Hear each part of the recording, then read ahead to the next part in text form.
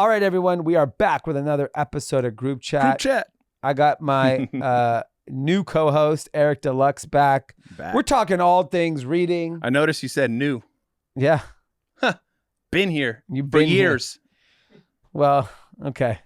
Shout out to, by the way, shout out to the OG Cathys that still will see me at a random club in Vegas, be like, oh, I love listening to you on Group Chat. And I'm like, I haven't been on in like 4 years, but thanks. Shout out to them. We got you back-to-back episodes. We're going to end this episode with an incredible interview on a new NFT project that's super interesting. But we're talking a lot of news. We got some dummies over at Twilio that got caught for insider trading. Robinhood stock finally goes up. And honestly, the best presidential statement ever. Clink, and it clink. Is 100% true. 100% true. In the hole. And a big announcement. We are getting back to live events. Wow. We are going to do our first Group Chat live April 7th at Sweet Flower, but it's only for 50 people. Wow. Does it have to have an NFT to come in? Sure. Yeah. You have to have an NFT. Yeah. Any NFT. Oh, just show any NFT? Show any NFT. Dude, I'm going to do a scribble character. Yeah. That we just figured this shit out. Yeah. So we're going to announce on Thursday how you can come by. It's going to be in Culver City at 7 p.m. at the Sweet Flower store. It's a very small event, only 50 people, super intimate, and then we'll all hang out afterwards. Awesome. All the details will be up on our social media, and we'll announce it on Thursday. So if you're in the LA area, April 7th, come on out. And yeah, let's get into the episode. Group Chat. Cash. Ladies and gentlemen, Group Chat. Cash.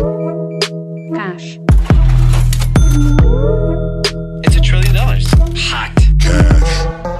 All right, everyone. You know we have to start today's episode with the news of the century that kicked off Sunday during Sunday's recording. I got Eric Dlux here. Can't read. He's talking about Will Smith apologizing. Will Smith apologizes. So Will Smith apologized the shit out of Chris Rock. And did you? I don't want to even ask this question. Did you read the apology? I did. Okay. I did read it. Yeah. I did read it. I read his publicist's apology. Yeah. I mean, honestly, he's an actor at the end of the day. That should have been a selfie video camera. Yeah. In his living room. Yeah. Fucking tears down the eye. And like sincere to Chris Rock. Yeah. I agree. This like contrived apology that people saw, didn't care for it. I didn't also care for Will Smith getting jiggy with it at the Vanity Fair party or whatever party that was. After with the Oscar in his hand. Yeah. I was going like crazy. I cannot believe he went out. And it goes to tell you that like this is the knock on Hollywood that we were talking about on Sunday's episode, is that like it is such an elitist mentality to think you can just think about this sequence of events. But he got praised for what he did. So stood up for his wife in the car. Like he didn't get damn. It's polarizing. There's enough of people that say Jim Carrey said he should have been arrested. Yeah. So there's enough people. I've read so many op-ed articles on different publications. Did you see? Not to cut you off, but did you see? There was an article. But you did cut me off. You said I'm sorry for cutting you off, but did you see the article of Venus and Serena's dad? Yeah. What he said? Yeah. That was cool. I mean, he pretty much said, see, I can read. He said, I don't know the details of what went on, but I do know that we don't hit people unless it's in self-defense. What details do you need to know? This is what I'm guessing, like, if there's a disease that she, Sure. I mean, like, okay, alopecia is not deadly at the end of the day. It is it is something that people deal with. A lot of people deal with it. Yes, I have literally for the last 10 years on my face, I've had patches on my face. Big ass patches. Very common. Yeah, it's a very common thing, right? Yeah. And it does go away. There are treatments, there are stuff. Yes, it sucks when it's in your hair. I get it, and it's devastating. But Jada Pinkett Smith is an attractive woman. She saved her head. It probably becomes a fashion trend. It's like, she's cool. And I think it's different when it's your wife. Like, I get it. You, I'm not married. You're married. Yeah. Put yourself in his shoes. You're at an award show. Someone says something about your wife. How do you react? Okay, if I'm Will Smith and I'm about to win Best Fucking Actor and I'm made hundreds of millions of dollars, human. I'm not human. You give me that much money, I'm super fucking human. That's true. I'm just sorry. Like you've been in the spotlight. Will Smith's in his 50s. We've been seeing him since he was 16 years old. Yeah. He's a superstar. You know how many people have made fun of Will Smith and Jada Pinkett Smith and His how many whole career. memes there are about their life? So he, did you see all the memes? By the way, memes are insane the last couple of days. Unbelievable. But there was a lot of memes of Jada and saying like, I'm not impressed. Tupac would have shot him. Yes. So I actually didn't read his book. He has a book. Yeah. I listened to the entire thing. Oh, you did? Yeah, I did. The whole 18 hours. Like, took me 18 2 weeks. hours? Yeah. Bro, I'm on planes a lot. Okay. It's like 3 flights to Miami. Okay. Anyway, he makes it very clear how insecure he was about Tupac. Wow. He was like, and he claims Jada and Tupac were never intimate, but he goes, she kind of always like references like, yeah, like he's the man. You're fucking the Fresh Prince. And I think that's kind of what's an interesting take that I've been hearing from a lot of people is that Jada Pinkett Smith has been very open about like her relationships with other men. She's Tupac, scary. and so. My guess is Will Smith is extremely insecure about his relationship. I mean, it's obvious. He says it. No, he says it. Okay, so he's insecure about his relationship. Then it's kind of become the butt of a lot of jokes. Then there's this moment that happens on like the biggest stage. And look, he has every right to be upset. Jada Pinkett Smith has every right to be upset. Did she say anything? I think she just made a statement just this afternoon, but I have no problem with them being upset and saying this is uncalled for. And totally, you could have won everyone over. The moment you hit someone, I'm sorry, you lose respect. And I think that's the challenge I have is that like people are celebrating. People need to stand up for women and people with alopecia. Like I'm just like, that is not for sure. It's you're not going to convince me ever that is appropriate. It's also like, dude, you've been in entertainment your entire life, pretty much. Chris Rock is there to entertain, and he entertains by telling jokes. Like, and he makes fun of everybody. Yeah, exactly.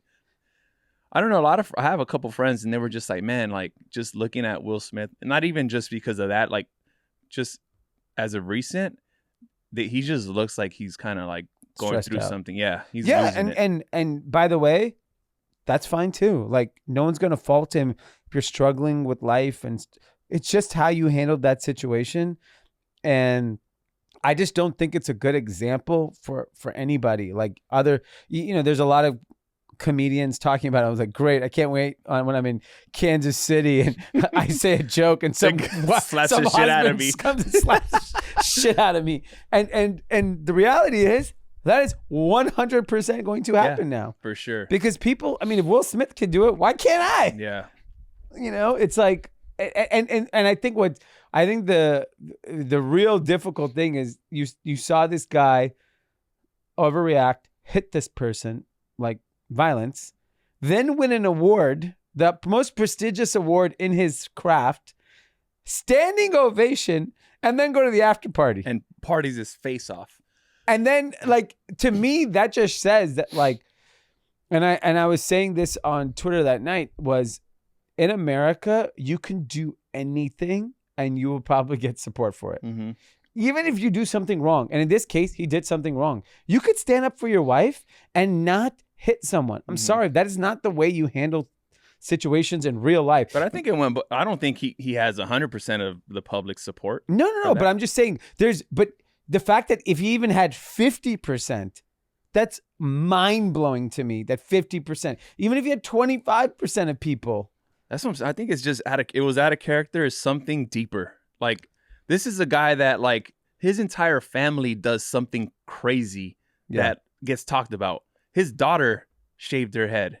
Yeah. Just because she didn't want to go on tour anymore. Yeah. That's in the book, by the way. Okay. It was her prime of whip my hair. Yeah. And she didn't want to perform. And her way to getting out of the performance, she shaved her head. Wow. It's like, how are you supposed to perform a song where the whole arena is like, you know, whipping their hair and like, you don't have hair? And she's like, I didn't want to be on tour anymore. Wow. Crazy. So, you know, he deals with this stuff. It's something else, something deeper. I get it. I think a lot of people are dealing with something deeper. And I don't think it's fair that if you're rich and famous, you go unscathed. Nothing's going to happen to Will or Chris. This is just a moment. Exactly. A week. And that, unfortunately, is the challenge, is that it's just a moment. But I agree. I think it should have been a video.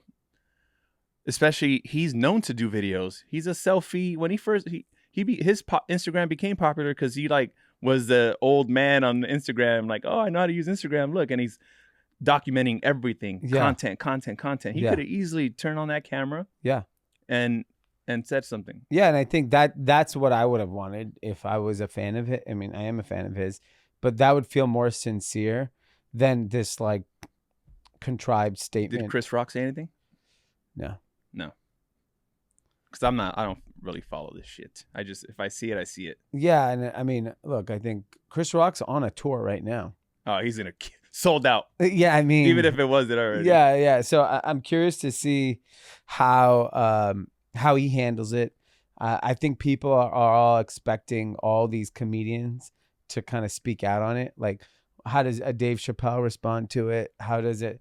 Because in their craft, it's just not allowed. Like in any craft, you're not allowed to punch anyone. Mm-mm. And so I think I'm curious to see how his like peers react to it, because, you know, there has been people like supporting him, saying, yeah, that's how I want, you know, to be respected. But if you have to punch someone to get respect, unfortunately, American society loves fighting. Yeah. I mean, Elon Musk challenged Putin to a fight. Did he? Yes. Like, that is where we're at. Yeah. That's what Elon Musk believes is the way to handle Ukraine. I'm going to go fight him. Jesus. I mean, think about it. Jake Paul, like all of it. Yeah. It's just about fighting. Yeah. People it's like Americans love to fight. It gets you nowhere. I don't know. Gets you a standing ovation at the Oscars. Yeah. I'll tell you this. It's going to change. It's going to change the way people host, because they usually go for comedians because they want the entertainment. Yeah. Oscars, Grammys, whatever. It's going to change the way they host now. Yeah, because like, do you know how many topics in Hollywood are off that you can't talk about? Off limits. It's insane. Yeah. All the funniest stuff. Mm-hmm. You can't talk about it. It's because it offends too many people. Mm-hmm. So the Oscars should just be like, okay, best picture goes to, what is it? Coda. Thank you. Dune. I don't know. Best actor goes to Will Smith. That's it. But it's 15 minutes. Yeah. Just bang it out. Maybe one performance of a song. That was probably Chris Rock's way of being safe. Like, oh, talk about a haircut. No big deal. Yeah. I mean, you literally, because everyone's like, oh, you know never to talk about someone that's suffering from alopecia. Okay, that's one cause. I mean, do you know how many things people had to poke fun at? But she's always had short hair, right? Yeah. She's just stylish too. Like, I feel like I didn't know it was. This is the spin. Yeah. They're spinning this as the main thing. Like, and it's a headline. ABC, KTLA, all the local news. It's alopecia, because that's with her face. I'm like, damn. Exactly, because this is how you save face. Mm-hmm. Because now it looks like Chris Rock was attacking a woman. See, that's not fair for. Yes. Yeah, that's how it's going to be pushed. That's the narrative, and that makes them look okay. They're too fucking big. They're too big to fail. I think Will should have did the video and not, stand up for his wife, but also say, like, I get what Chris was doing. Yeah, it's an art form. Yeah, it's his art form. This is what he does, and he's entertaining. He's saying a joke, and I just overreacted. Yeah, like he shouldn't. Like he should get people to understand that. Yeah, there was no harm. No, absolutely. Okay, well, we'll see what happens. I'm curious to see what the fallout is and how it all kind of plays out. But I'm wondering in like a week or two, are we still talking about this or it's completely gone? It's gone. Completely gone. Yeah, it's gone. They run out of memes. It's Yeah. gone. Yeah, the memes are already played out. Yeah, it's gone. Honestly, like right when the memes came out, they were good. And then by like the morning, I was like, all right. What's your that's enough. favorite, by the way? The stupidest one, it made me laugh like literally out loud. What was it? It was, they were at a Starbucks. You saw that one? Oh, yeah. he said, yeah, venti something for Jada. Yeah. Keep my wife. And then that was funny. That is funny. Hey, Eric, have you ever been to Leisure Town? No, I'd love to go. It sounds like a place you want to go. Especially, I'm looking at these little ice coolers. Yeah, they're Sounds so like good. an incredible place. So, our friends over at Leisure Town were over on the podcast the other day, and they, being very clever about their business model, they sell CBD beverages that are actually incredibly tasting. And Can I try one? Yeah. Like, later? Please try one. Highly effective. Okay, so I've been taking them right before I go to sleep. Okay, that's what I was gonna ask. It's awesome. It's an incredible product, but it tastes like, it just tastes like a fun summer drink. 25 milligrams of CBD. And we partnered up with them because you can use the code GroupChat25 and get 25% off. Hot. So what you do is you go to leisuretowne.io and you, for $99, can mint an NFT, pay with the credit card, and you automatically get a 12-pack of Leisure Town. Okay. That gives you 25% off Leisure Town merch in the future, whitelist on future NFT drops, access to Leisure Town events, entries into brand giveaways, and access to tasting events and private concerts. I actually know who they're working with on the music side, someone you know very well. They're going to be really hot parties. So if you do purchase at Leisure Town, you will get a chance to be invited to these events. And the series of the NFTs is called License to Chill. Nice. The branding's incredible. The product's incredible. I highly recommend giving it a shot.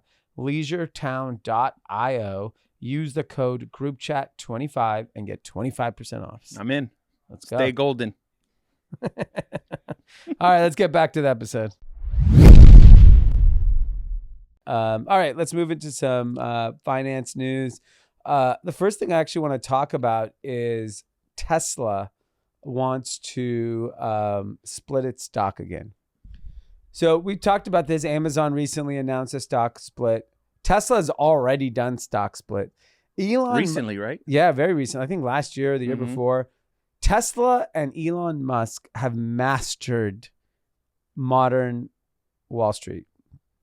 What people don't understand is running a publicly traded company is equal execution and marketing of your stock. For sure. It's in the old days, it was all about like just execute, crush earnings, and you will get rewarded. Today, when you have someone like Elon Musk, or how Apple and Steve Jobs were, like they have these figureheads that drive the value of the company. And there are probably so many Tesla stockholders that aspire to be Tesla car owners. You know what just happened too? Maybe this is perfect timing with the split. Yeah. Is they're starting to roll out emails to people that pre-ordered a Cybertruck. A friend of mine got the email. Okay. Your truck is in production. Like Okay. they're for the first time, and this is just happening. Like yeah. So I mean, and the way like that to your point, he knows what he's doing. Yeah, and Fucking I genius. think what people don't realize is that when I think about like Nike's job is to stay relevant to the consumer every day, which is very, very hard. I would argue that Nike and Apple are probably the two brands that stay top of mind every week. And how do they do that? Is by having something to talk about every single week. Mm-hmm. So Nike does it with collaborations and exclusive drops and commercials. Like there's always something. If you're like a Nike fan, you go on Hypebeast and there's some Nike shit dropping every day. Even if they have like a slow period in their head, you'll wake up to like 43 a sneaker app drop to like something that already Yeah. reissue of a shoe just because they just had them. Yeah. And so same with Apple. Apple is releasing products every week, new services, new reason to talk to the consumer. If you're a consumer business, you have to figure out how to talk to your consumer as often as possible. Tesla, between the stock and the actual products they make and all of Elon Musk's kind of like wizardry, everyone's talking about Tesla every single day. You're talking about Tesla. And I think what they're doing over there is Tesla to me is exactly like Apple. Insane fandom, luxury product. I'm new to Tesla. Yeah, you love it. You love it. Love it. And used to drive like what a BMW before. I had a BMW before. And why do you like it? I honestly just love the technology, the simplicity, everything's on an app, everything's just there on your screen, and it's so fun to drive. It's like a go-kart. I just love it. Like I've never loved a car the way I love my Tesla. And I think so that's the same passion Apple users had early days of Apple. Like the creatives, and the creatives that drove Apple to become this like just this amazing brand, and Tesla has it with their users and their drivers, right? Like people love their Tesla car. So many young people aspire their first car to be a Tesla. It's the same thing. As soon as you get you want a phone, you want an Apple phone, you want an Apple iPhone, right? And I think to me, Tesla just feels like it is the company of the future. And despite all the challenges that company has had, and Elon Musk at some time being erratic, like they're Apple, like of automotive, and they're gonna take it to places we can't imagine right now. Like it's not just going to be a car company. It's obviously he was way ahead of his time on bringing manufacturing domestic. He was doing that a long time ago. There's so much supply chain issues. Like we can talk about that as well. Like all of these companies are struggling with making goods all over the world. Chip shortages, and you can't get cars, you can't get anything. A friend of mine ordered the Model X, and he's a year away from his order coming in. One full year. And that's a car made in America. Yeah. And so, but that it's a $130,000 car, by the way. That's crazy. So it's in demand. Yeah. That much, or is it just no? supply? It's that demand. I think Tesla has like insatiable demand for their product, and especially now with gas prices. Yeah, and I think if you combine like gas prices, if you have like maybe one drop of blood of like climate sensitivity, go green. Go green initiatives. Tesla just feels like they're so well positioned. And then the fact that like they are making cars in America, they are committed to doing that longer term. If you want to bank on American innovation, this is the company. Yeah. Because Apple has not moved all their production onshore. Most of it's still in China. That's why when the shutdowns happened, Apple stock kind of got scared for a day or two.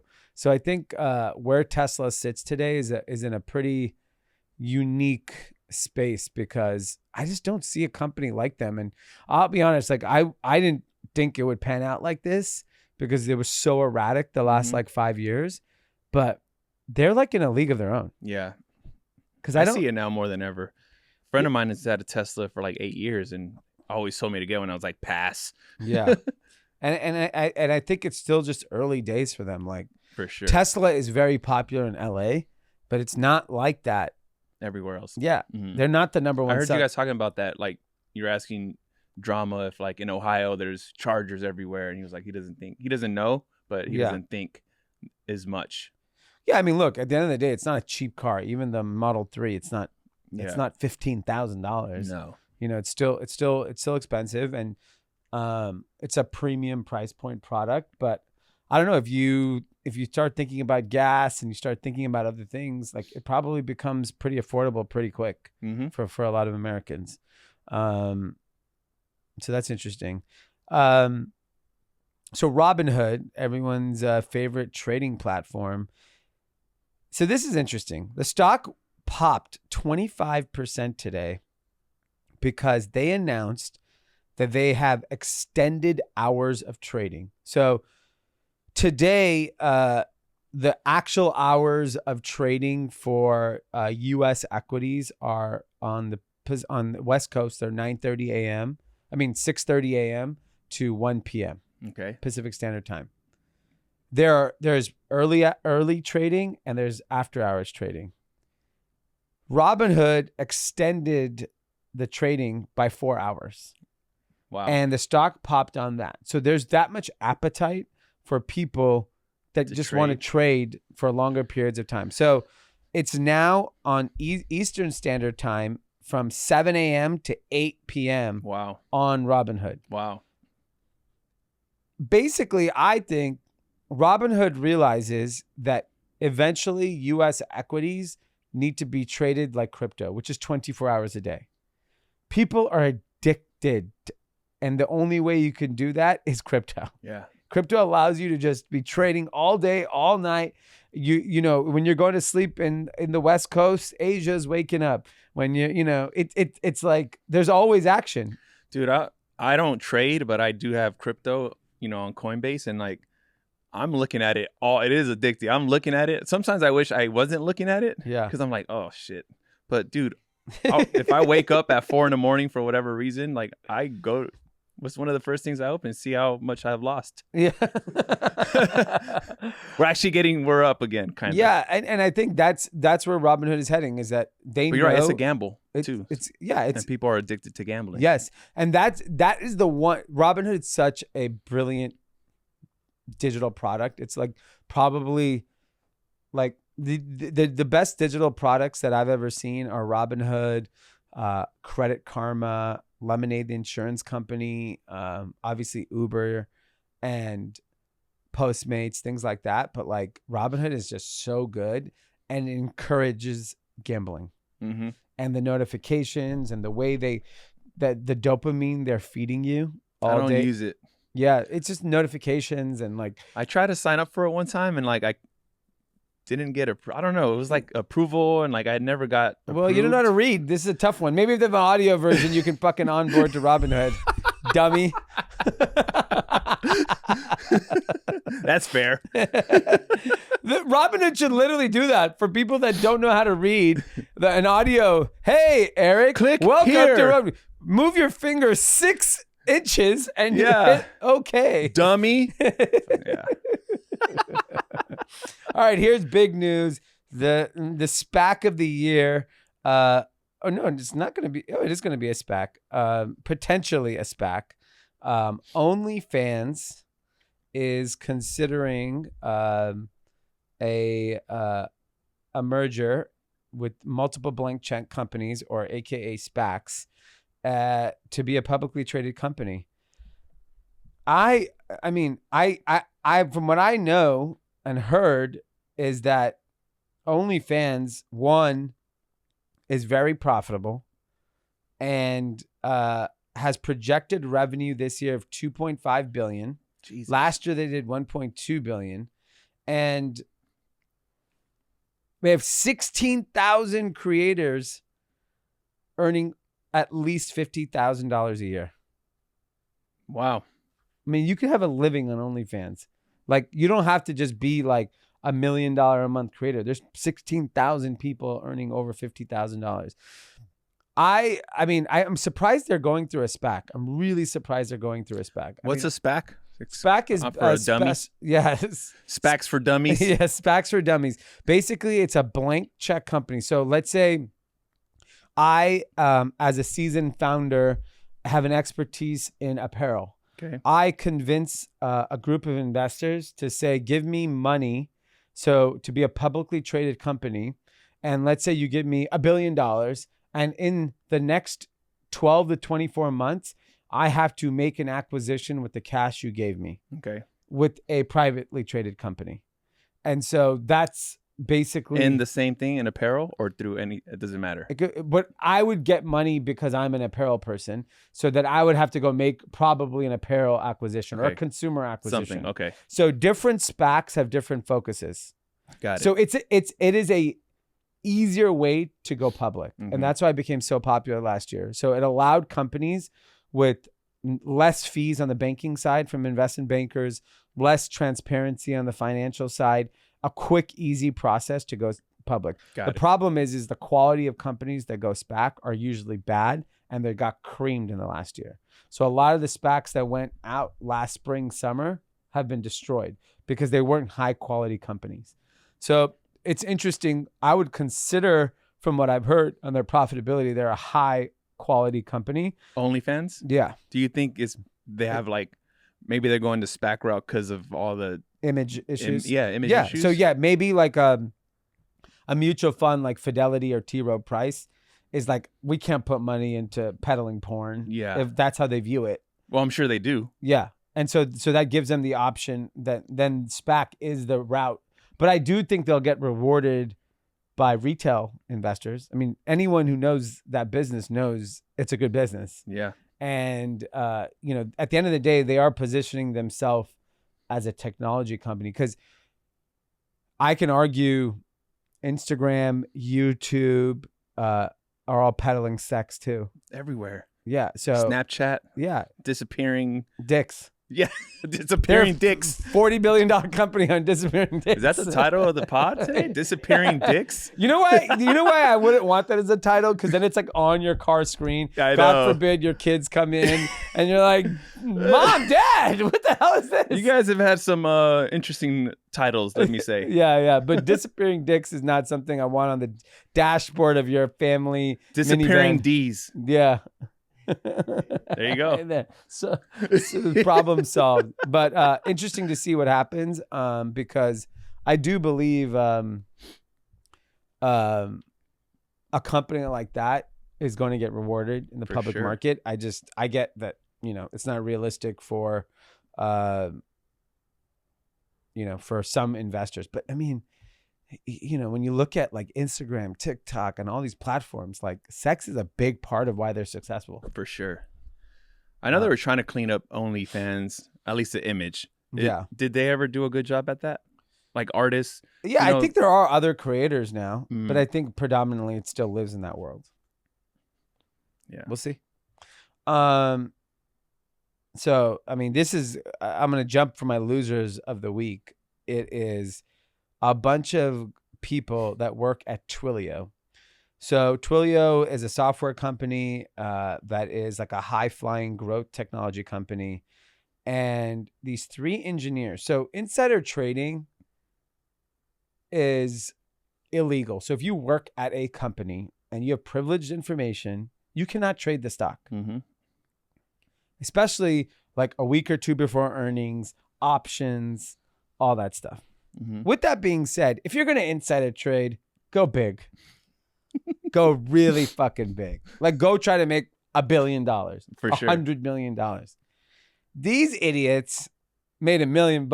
Oh my God. And their lives are fucking ruined. It's over. It's over. For $1 million. $1 million. I mean, my guess is they're going to go to jail and no one's going to hire them ever again. Yeah. Idiots. So these they traded Twilio options in stock in advance of their May 6, 2020 earnings, and they're toast. Like, and Twilio is like, already the stock was already going up. Just be an employee. Here's what I would say. If you work at a publicly traded company, you should go to your investor relations department, your HR department, whoever is at your company, and ask, say, I love our company. I want to buy more stock. Am I allowed to? How do I do it? I don't know the rules myself. I don't know if anyone can buy it at any time, or if it's like a period that you shouldn't buy. But if you love the company you work at and you want to own more of it, there's a right way to do it. Yeah. Not, oh shit, we're about to pop off this week. I gotta go get options. Yeah. I mean, there's got to be a right way to do it. Well, I don't think you could just like trade options a week before the earnings and think you're going to win. But if you just want to be a long-term holder of the stock, and you just, maybe it's like, I want to put $1,000 every month into my Twilio, 401k or whatever. There's a way to do it. For sure. I just like, and I know that because I have friends who work at publicly traded companies. They always buy their company stock because they believe in the company. Mm-hmm. But I mean, this is just to make $1 million. By the way, these engineers at these companies, they make so much money. Like, you know, if you're a low end entry level engineer, you're making like 120, 150 grand. If you're anything senior, you're making 250, 300, 500. Shocking that these guys would jeopardize their entire careers in total of $1 million. How many guys? 3 guys. Yes. Oh man. You know, speaking of that, I was looking at the salaries of Uber C-suite. So the CEO, people like that. And the Uber CEO last year made $20 million. Holy shit. Yeah. Which is interesting because just as a salary? Yeah. Well, I think $1 million and change in actual salary, and the rest was in stock. Compensation. But for him, it's like it's Uber stock is liquid. Like you can liquidate it tomorrow and get $20 million, or get a loan against it. Like anyone's going to give you a loan, big $5-10 million loan against your Uber stock, right? So, which then he doesn't have to pay any taxes and gets a very low interest loan. It's interesting because there's like, people are saying he deserves it because the company has stabilized and they're, you know, on their way to profitability. But like, when you think about like what founders, like there's a discussion happening right now, like at a lot of companies, these big tech companies particularly, where like the founder or the CEO makes substantially more than like employees. And a lot of that, I think people struggle with is like, oh, why did this guy make the money? If he's running the company, or if he came up with the idea and he developed it, then he deserves. That doesn't mean you can't make money. You will make money, but you can't compare yourself. Like someone put a tweet out saying Jeff Bezos made 190 billion, and like one of his first hires made 1.7 billion. Look at the discrepancy. I was like, Jesus. Yeah, but you're still a billionaire. Yeah, come on. And you didn't start the company. Yeah. Yeah.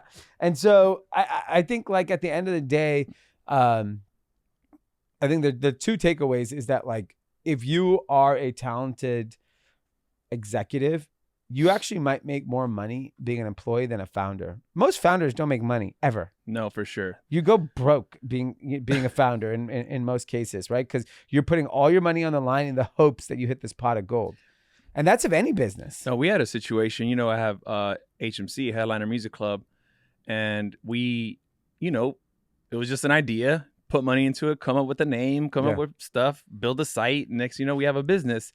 Next, you know, we have employees and we're paying them. And we went like 3 or 4 years without seeing a dime. Like we didn't get paid at all. They made more than us, even though they weren't getting paid much, but they were getting paid more than us. Yeah, and that then was like the first recently decade we had like a little situation and I'm like, do you understand? Like for 3 years, you made way more than us. And like, we understand how it works.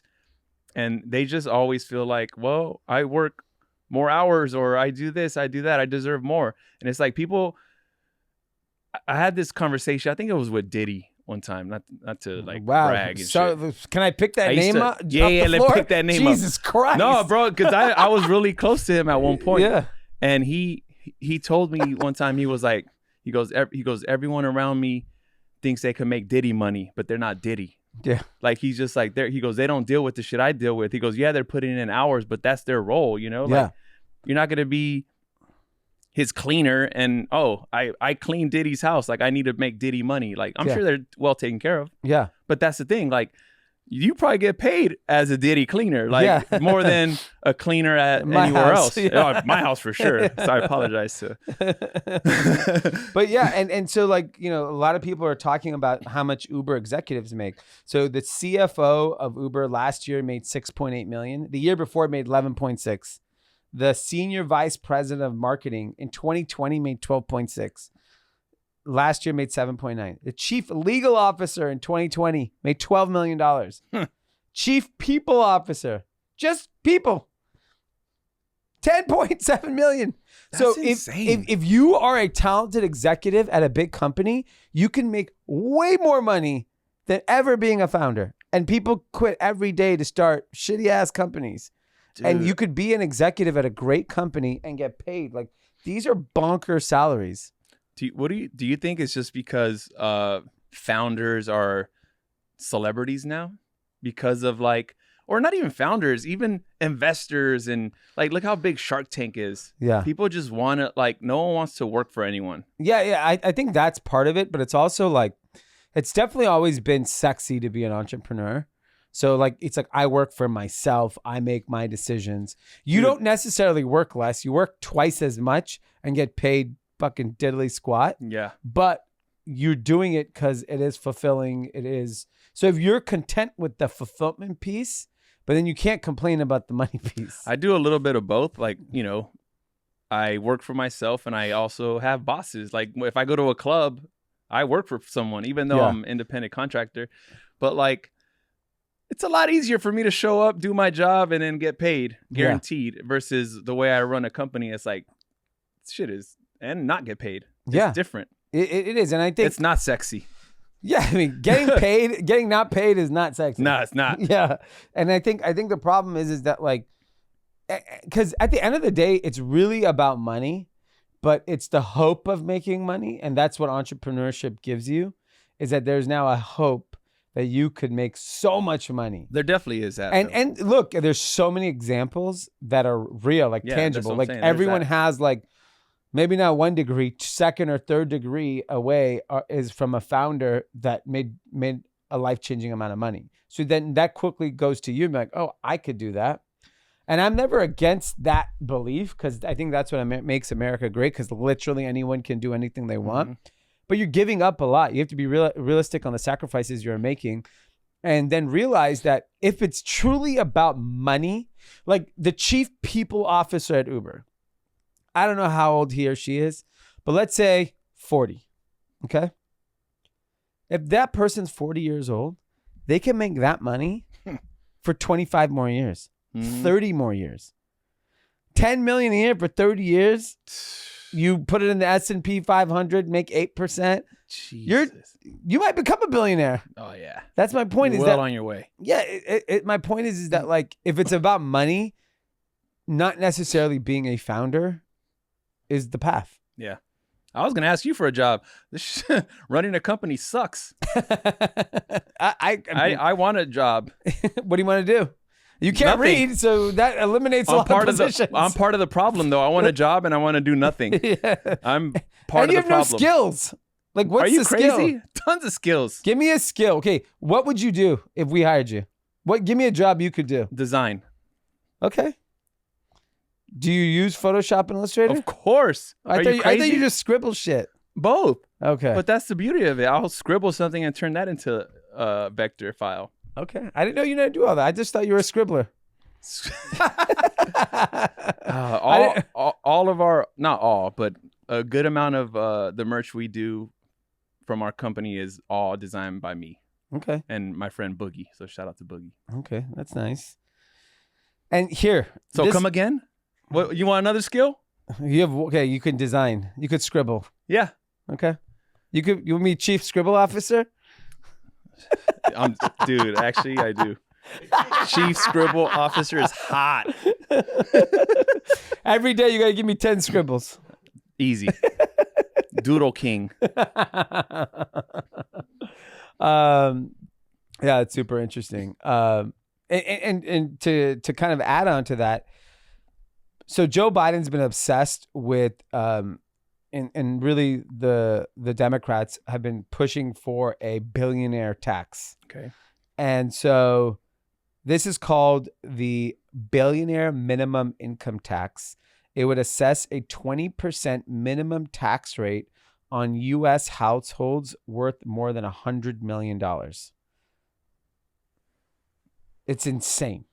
It is this is on top of whatever other taxes. And the argument is these people are not paying like normal tax rates anyways. Mm-hmm. So this way it guarantees that you collect at least 20% from them. Okay. Because some of these folks pay zero.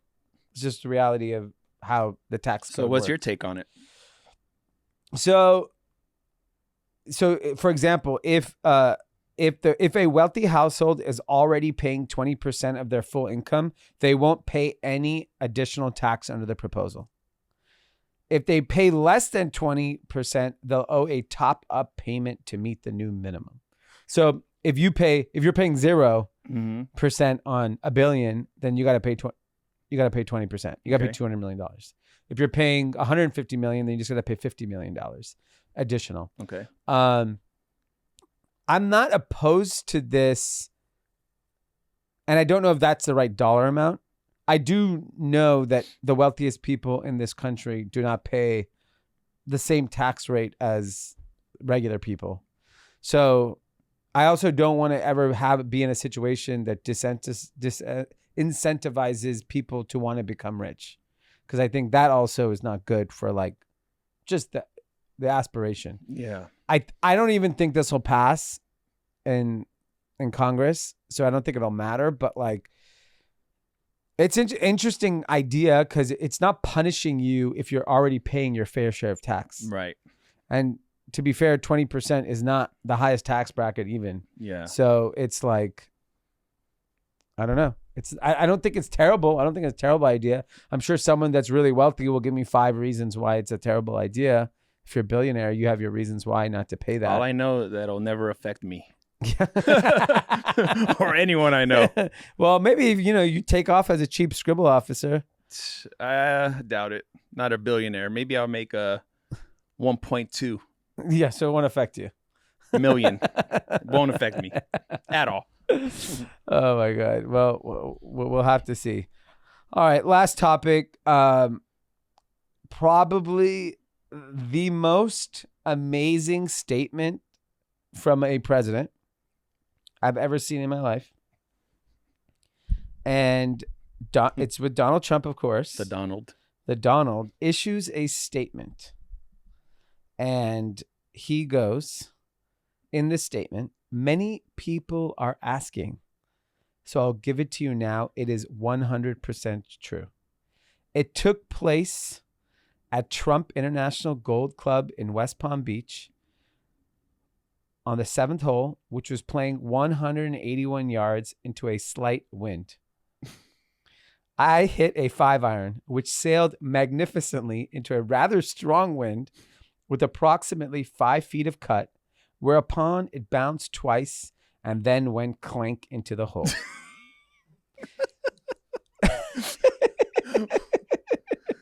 This is amazing. And then he goes, these great tour players noticed it before I did because their eyes are slightly better. But on that one hole, their swings weren't. Because he was playing with Ernie Els and a bunch of other professional golfers. Trump's statement continued. Anyways, there is a lot of chatter about it. Quite exciting. And people everywhere seem to be asking for the facts. Oh my God. He loves it. I mean, I can imagine this might be this is an unbelievable piece of content. This is amazing. Who's talking about it? And we are now because of the statement.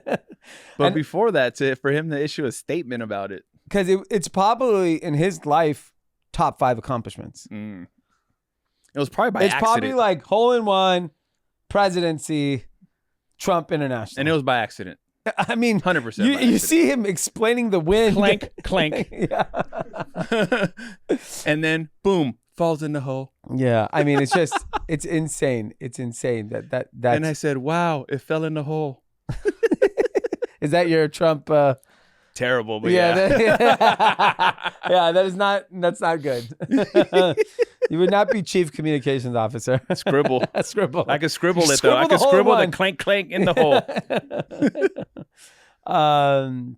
Yeah, fascinating. We should make group chat merch with my next scribble. Okay. And it'll be a clank clank in the hole.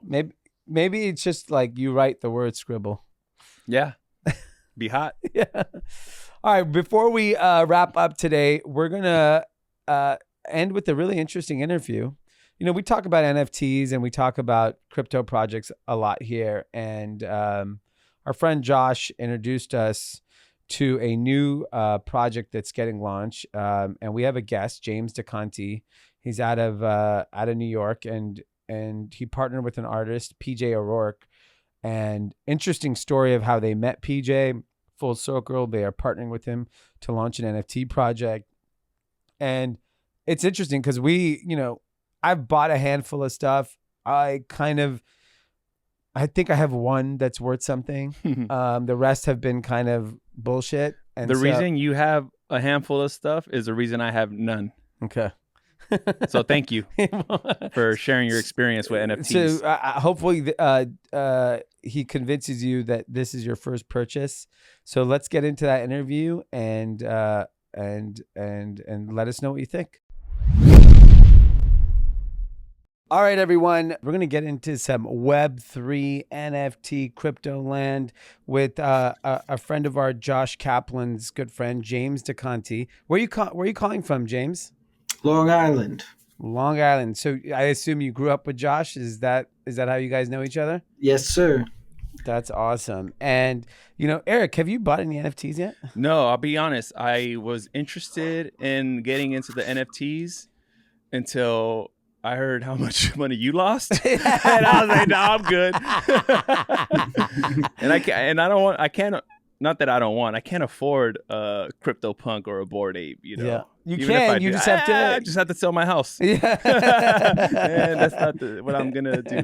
So no, but I am interested in them for sure. I just don't have any. Well, James is here to discuss a new project that he's launching through his company, Program Success, and with the artist PJ O'Rourke. What's behind this project? Who is PJ?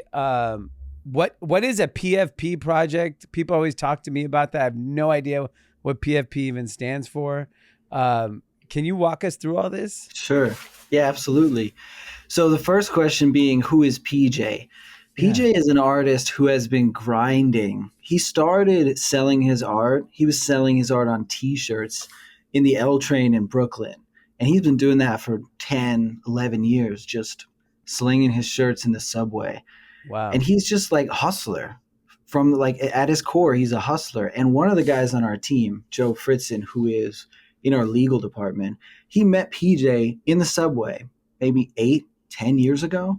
And he just loved his art. He had a picture of Kobe Bryant, and they connected over the Mamba mindset and how driven PJ was as an artist and how he was going to make it at any cost.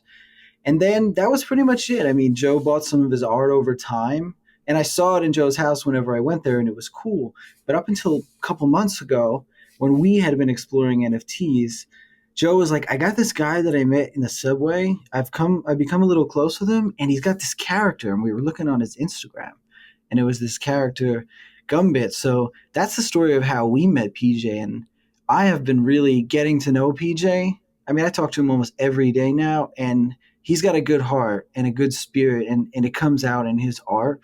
Like the character Gumbit he's got a good spirit, and he can connect to a lot of different humans. So like that's who the character is. And the other question about the PFP, that just means profile pics. So if you own a Gumbit, you can make that your profile pic, and everyone knows you have it. Got it. And in NFT land, it feels like there's a lot of different use cases. There's like the traditional art use case that, hey, I love the art and I appreciate it and I want to own it. And then there's different utilities that people are creating for these types of projects. So would this be considered like a true art project? Yeah, I think that because we are backing an artist, and really what we are offering is the pure form of his art. I mean, if you look at the detail on this stuff, he'll take 3 hours drawing up, what somebody else might look at and think to be simple.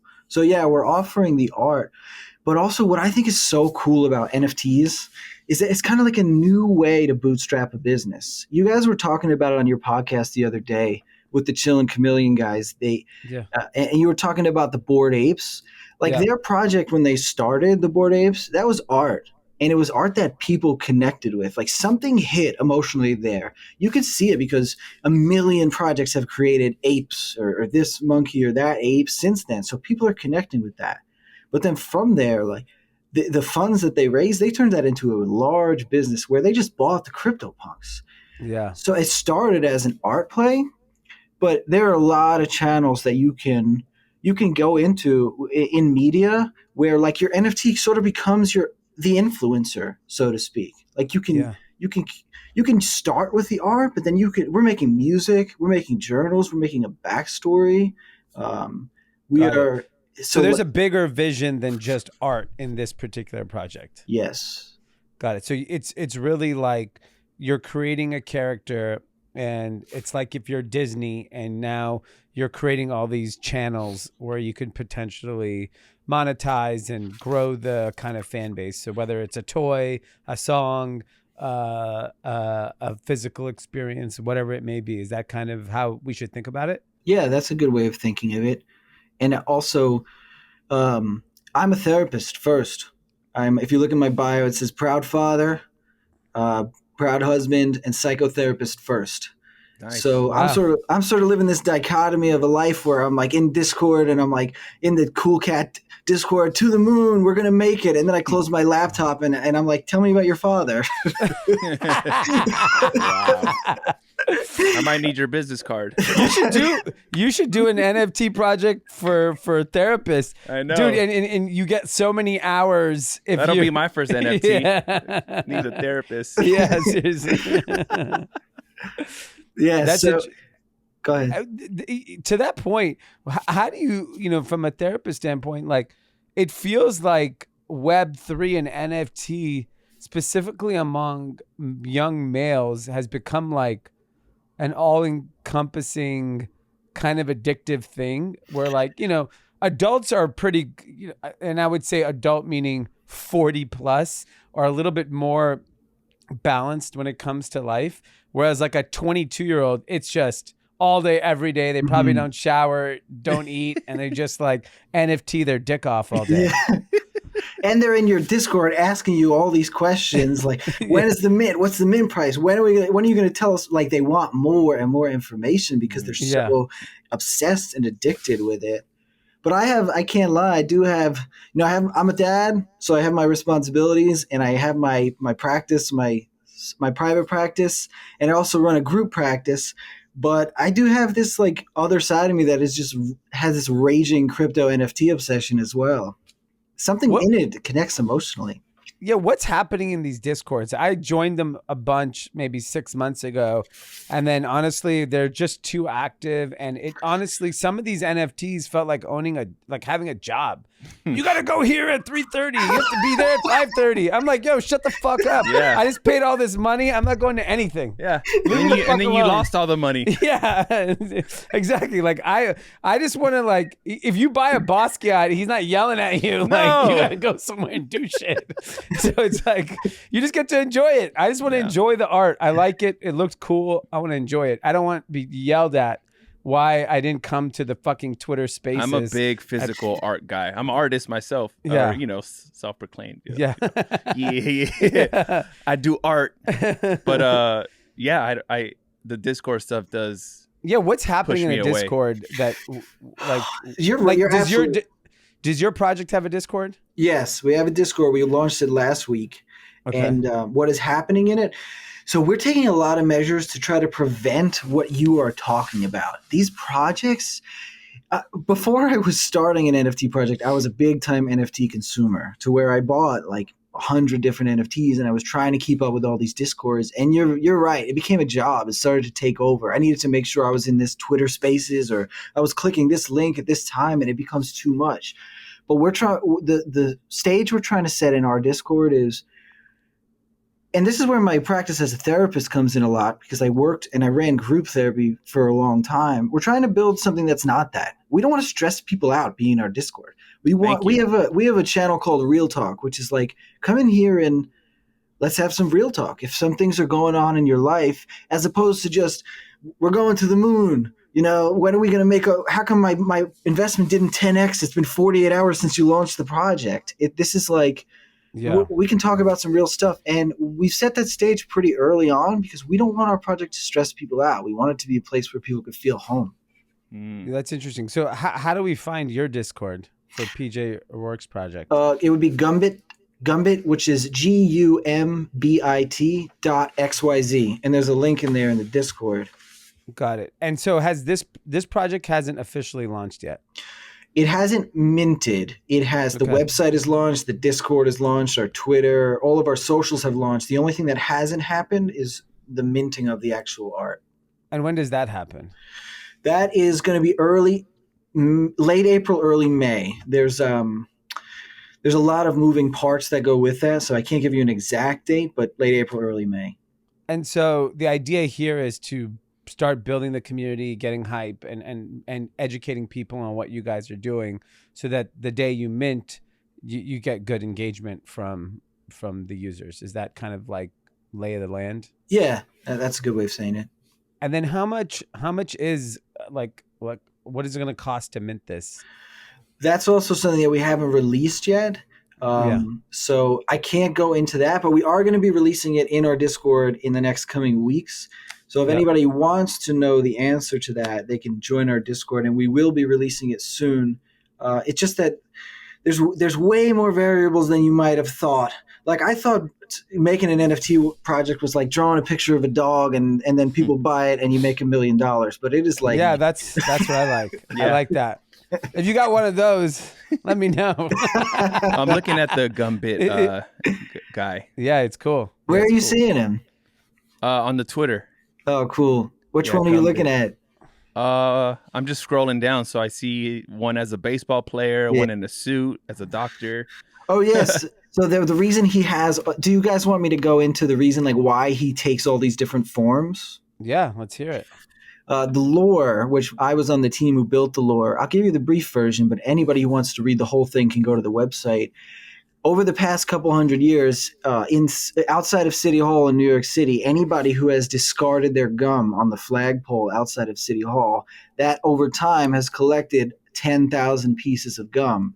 And one day, lightning strikes that pole and it brings to life this amalgam of all these people in their discarded gum, but within their gum is their heart, their soul, their spirit. So it's like, what were these people's dreams and that they didn't get to accomplish in their life? And Gumbit's role in life, his objective, is to carry out all of these people's dreams. Oh, wow. That's cool. That's like really that. cool. I like this guy's dream. He's in a robe and sunglasses. My dream. His dreams are unclear. That's fascinating. And so you guys will launch this project, and hopefully it sells out right away, and then you guys can go execute the vision. Like that's kind of the game plan. Yes, yeah, and we do have some big plans, but we're the kind of project we've been saying internally in our team. We're the opposite of a rug. A rug are these projects that you are referring to. Do you know what a rug is? I know you lose your money in a rug. Yeah, you lose your money in a rug. They pull the rug underneath you. Boom, it's gone. All right. So a rug is a project where they promise all this stuff and they get all your money and then they just disappear. They convert your money through tornado swap into Cardano and they go away and they go away and they don't deliver. Everything D's been involved in. I'm a big rug guy. Yeah. Huge. Persian rug, all rugs. Yeah, all rugs. We're the opposite in that, like, we are not going to announce something unless we know we can deliver. And we do have some things that we have red inked. The merch brand with Melrose Place. Yeah. We're going to be offering free and discounted merch through that. And we have a partnership with Sarge's Deli in New York City, one of the biggest delis historically in New York City. So like those things we're comfortable announcing to the public because they're red inked. But to answer your question, yeah, we're going to carry out these other plans, but we're not going to share them until we know in ink we can deliver this, because we don't want to rug anybody. Yeah, that makes a lot of sense. I know we're doing it with Melrose Place. You guys are gifting NFT holders product, and then there's an ongoing discount for holders. I think that piece is really interesting. But yeah, to your point, for a lot of our listeners, there's a lot of hesitation to enter anything Web3 crypto related. Maybe you start with dabbling with Bitcoin and Ethereum, and then you don't know where to go really from there, because it's the wild, wild west in terms of some of these projects. And NFT land is scary. Like the blue chip NFTs seem like they've held up and done okay, but like a lot of these other projects have just disappeared, and it feels more like it's just a money grab as opposed to like any real utility. So I think, kind of coming out and letting people know that really helps. Yeah. And it's ultimately my roots as a therapist are coming up in that we want to use the art and the many forms of art that we have to connect with people. It's kind of similar to your podcast. It's like, what are you all trying to do here? I think, I mean, I don't mean to assume, but you want to connect with a bunch of people. You want to bring up topics that a lot of people are going to connect with. We're doing I want to it- be famous. If it just so happens people get connected, great. Yeah. I just want to be smarter. I'm famous enough. I'm just kidding. But yeah, that we're trying to connect so that Gumbit becomes famous. Yeah, totally sure. makes sense. So the best place to learn more about the project is gumbit.xyz. Yes, and I wanted to let you all know the people who listen to your podcast, they call themselves Cathys, right? Correct. Mm-hmm. We set up something special for them. Is it cool if I get into that? Oh yeah, let's hear it. So if you go on, we timed it with your schedule of when you're going to release that. I spoke to the scheduling director, and if the people listening go to gumbit.xyz and they click into the Discord, for a temporary time, you verify in our Discord, and then there's a channel called Roll Call where you can get a Cathy roll. So next to your name in our Discord, there'll be a logo that shows that you are a Cathy, and then we're going to make a chat specifically for the Cathys within our Discord. Oh, Nice. cool. I like that. I'm gonna go do it right now. Get ready. I don't know if it'll be live yet because we're releasing it when you all release. Okay, cool. That's fascinating. That's a really cool way to engage our audience. So join the Discord, check out the Cathy section, and check it out. And hopefully we'll get in on this mint. Yeah. Make some money. My first NFT. Yeah. Would it be? Oh, it will. For me, I have 0, so I want the one with the robe and the sunglasses. I want to mint it. I don't even know if that's a thing, but Yeah, I have my eyes on it. You could it would be, it's kind of by chance. You couldn't secure that one, but if it was somebody was selling minting it, is like opening a pack of cards. You don't know what you're gonna get, right? right. Yeah. But you have I a know. chance of I'm getting not the that robe dumb. guy. Yeah. Hey, a different color robe. Yeah. Awesome, man. Well, thanks so much for coming on and sharing. If are there any, and then Twitter for the account is it Gumbit? It's Gumbit NFT. Great. Yeah. Okay, so those are the two best places, right? Yeah. The Discord, the website, and the Twitter. Yes. Yes, Awesome. that would be it. Awesome. I appreciate you guys taking the time. If anybody wants to see the art, it would also be on the website. So if people want to take a look at it before they join the Discord or get any more involved, it could be right there on the website. Cool. Gumbit.xyz. Check it out. And we'll see you all in that Discord. And he said it won't be annoying. So, Yeah. Real talk. yeah. All right, man. Thanks so much. All right. And good luck with the Congrats. project. Yeah. Let us know right when you're about to launch so we can let everybody know. All right. Right on. Appreciate the time, guys. Okay. Thank you. Peace. Bye-bye. All right, everyone. Thanks for listening. Eric, thanks for co-hosting today. Thanks for having me. You know, the goal here What am I? is Chief Scribble Officer? Chief Scribble Officer. Nice. You know, luckily, I don't know if you know how to write that, but you could just scribble. I know how to write CSO. That's all that matters. All right, everyone. We will see you back here on Thursday, and have a happy hump day. Peace.